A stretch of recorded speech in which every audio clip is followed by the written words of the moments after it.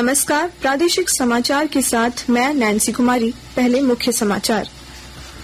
लोकसभा अनिश्चितकाल के लिए स्थगित। स्पीकर ओम बिरला ने कहा, सदन में चर्चा के बाद 18 सरकारी विधेयक किए गए पास। शून्यकाल के दौरान उठाए गए 182 मामले। झारखंड विधानसभा के शीतकालीन सत्र के अंतिम दिन कुल 35 गैर सरकारी संकल्पों पर हुई चर्चा। बाबूलाल मरांडी पर कार्रवाई की मांग पर सत्ता पक्ष के विधायकों ने किया हंगामा।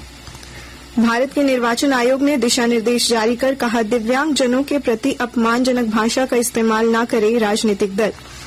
विकसित भारत संकल्प यात्रा के कारवां का आज रांची के दीपाटोली और जमशेदपुर के कदमा में हुआ स्वागत। लोगों को दिलाया गया विकसित भारत का संकल्प। और राज्य सरकार ने शीतलहर के बढ़ते प्रकोप को देखते हुए सभी सरकारी एवं गैर सरकारी स्कूलों को 26 दिसंबर से 31 दिसंबर तक बंद करने का दिया आदेश। और अब समाचार विस्तार से। लोकसभा अध्यक्ष ओम बिरला ने आज सदन को अनिश्चितकाल के लिए स्थगित कर दिया। लोकसभा के शीतकालीन सत्र के लिए 22 दिसंबर तक का समय तय किया गया था। स्पीकर ने कहा कि लोकसभा की कार्यवाही 61 घंटे 50 मिनट चली। चर्चा के बाद 18 सरकारी विधेयक पास हुए। शून्यकाल में 182 मामले उठाए गए। संसद ने प्रेस और आवधिक पत्र पत्रिकाओं का पंजीकरण विधेयक 2023 पारित कर दिया है। विधेयक पर बहस का जवाब देते हुए सूचना और प्रसारण मंत्री अनुराग सिंह ठाकुर ने कहा कि इसका लक्ष्य व्यापार में सुगमता, जीवन सुगमता और डिजिटल इंडिया को प्रोत्साहित करना है। उन्होंने बताया कि विधेयक में मात्र 22 खंड है, जबकि पूर्ववर्ती कानून में 57 खंड थे। यह विधेयक 1867 के प्रेस और पुस्तक पंजीकरण अधिनियम का स्थान लेगा। झारखंड विधानसभा के शीतकालीन सत्र के अंतिम दिन कुल 35 गैर सरकारी प्रस्तावों पर चर्चा की गई। समापन भाषण मुख्यमंत्री हेमंत सोरेन और विधानसभा अध्यक्ष रविन्द्रनाथ महतो ने दिया। इससे पूर्व कार्यवाही शुरू होते ही भाजपा के बाबूलाल मरांडी पर सदन की अवमानना का आरोप लगा। सत्ता पक्ष के विधायकों ने हंगामा किया। विधायक प्रदीप यादव ने मरांडी पर कार्रवाई की मांग की। श्री यादव की इस मांग के बाद भाजपा विधायक सदन के बीच में आकर हंगामा करने लगे और प्रदीप यादव माफी मांगे के नारे लगाने लगे। हंगामा बढ़ता देख 11:20 पर स्पीकर ने सदन की कार्यवाही को 12:30 बजे तक के लिए स्थगित कर दिया। झारखंड विधानसभा के शीत सत्र के अंतिम दिन महालेखाकार कार्यालय की ओर से जारी सरकार के वित्तीय वर्ष 2022-23 के वित्त लेखा भाग 1, 2 और विनियोग लेखा सदन के पटल पर रखा गया। इस दौरान बताया गया कि सरकार के बजट 1,11,111 करोड़ के मुकाबले कुल 91,647.83 करोड़ रुपए व्यय किए गए। वहीं राजस्व के मद में कुल 35,153.45 करोड़ प्राप्त हुए। इसके अलावा इस वर्ष 2022-23 में राजकोषीय घाटा जीएसडीपी का 1.21% और राजस्व अतिरिक्त 13,563.59 करोड़ रुपए है। भारत के निर्वाचन आयोग ने राजनीतिक दलों से कहा है कि वे राजनीतिक व्यवहार में दिव्यांगजनों के प्रति अपमानजनक भाषा का इस्तेमाल न करें। राजनीति में सुगमता और समावेशिता के सिद्धांत को बढ़ावा देने के लिए निर्वाचन आयोग ने आज दिशा निर्देश जारी किए। आकाशवाणी के ताजा तरीन समाचारों के लिए आप हमारी वेबसाइट newsonair.com पर लॉग ऑन कर सकते हैं। ताजा समाचार X handle @AIR news alerts और Facebook page All India Radio news पर भी उपलब्ध है। आप प्रादेशिक समाचार एकांश के एक्स हैंडल @AIR न्यूज _ और फेसबुक, इंस्टाग्राम पेज तथा YouTube channel AIR news Ranchi पर भी हमारे बुलेटिन सुन सकते हैं। प्रादेशिक समाचार आप आकाशवाणी रांची से सुन रहे हैं। शेष समाचार इस विराम के बाद। पिछले 2 साल से लोगों के उत्साह को देखते हुए 15 नवंबर के दिन माननीय मुख्यमंत्री श्री हेमंत सोरेन द्वारा फिर से आपकी योजना, आपकी सरकार, आपके द्वार कार्यक्रम का शुभारंभ किया गया। हम लोगों ने ये प्रयास किया है, सरकार आपके द्वार के माध्यम से सरकार की आंखें, सरकार की आवाज राज्य के अंतिम व्यक्ति तक पहुंचे और हर एक व्यक्ति को विकास के कड़ियों से हम जोड़े। इस अभियान के अंतर्गत अबुआ आवास योजना, गुरुजी स्टूडेंट क्रेडिट कार्ड जैसी योजनाओं को लेकर आवेदन लिया जाएगा। अभियान में लाखों स्टूडेंट्स को साइकिल खरीदने हेतु राशि भेजी जाएगी। इस कार्यक्रम के जरिए सभी वर्ग के जरूरतमंदों को सरकार की कल्याणकारी योजनाओं से जोड़ा जाएगा। देने आपको अधिकार। फिर से हेमंत सरकार आ रही आपके द्वार। इस कार्यक्रम के तहत 24 नवंबर से 26 दिसंबर तक शिविरों का आयोजन किया जाएगा और शिविर में आने वाले प्रत्येक लाभार्थियों के बीच पौधे का वितरण किया जाएगा। सूचना एवं जनसंपर्क विभाग, झारखंड सरकार द्वारा जनहित में प्रसारित। पिछले 2 साल से लोगों के उत्साह को देखते हुए 15 नवंबर के दिन माननीय मुख्यमंत्री श्री हेमंत सोरेन द्वारा फिर से आपकी योजना, आपकी सरकार, आपके द्वार कार्यक्रम का शुभारंभ किया गया।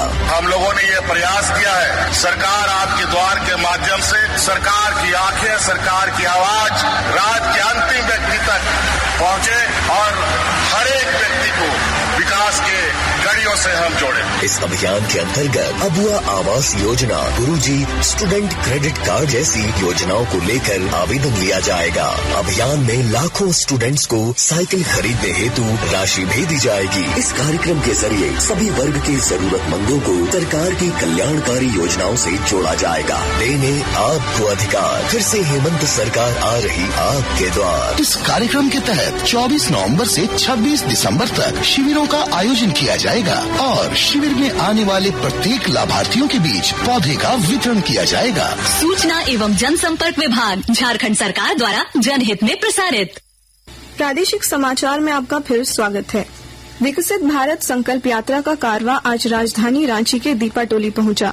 यहां महिलाओं ने रथ का जोरदार स्वागत किया। इस मौके पर केंद्रीय स्वास्थ्य एवं परिवार कल्याण मंत्रालय भारत सरकार के संयुक्त सचिव सुनील वर्णवाल ने लोगों को भारत को विकसित राष्ट्र बनाने का संकल्प दिलाया। वहीं जमशेदपुर शहर के कदमा स्थित शास्त्री नगर सामुदायिक भवन में विकसित भारत संकल्प यात्रा रथ पहुंचा। राष्ट्रीय आपदा प्रबंधन प्राधिकरण और झारखंड राज्य आपदा प्रबंधन विभाग ने बाढ़ की आपातकालीन स्थिति से निपटने के लिए आज राजधानी रांची के धुरवा डैम में मॉक ड्रिल किया। प्राधिकरण के अधिकारी ब्रिगेडियर बीरेंद्र ठक्कर ने जानकारी दी कि जलाशय क्षेत्र में यदि कोई आपातकालीन विपदा तत्काल आ जाए तो इससे कैसे निपटा जा सकता है, ये मॉक ड्रिल के माध्यम से बताया जा रहा है। इधर जामताड़ा जिले के लाधना डैम में जिला प्रशासन की ओर से बाढ़ नियंत्रण पर एक कार्यशाला का आयोजन किया गया। यात्रियों की सुविधा के लिए रेलवे ने कंफर्म टिकट को लेकर नया नियम बनाया है और जानकारी दे रहे हैं हमारे संवाददाता।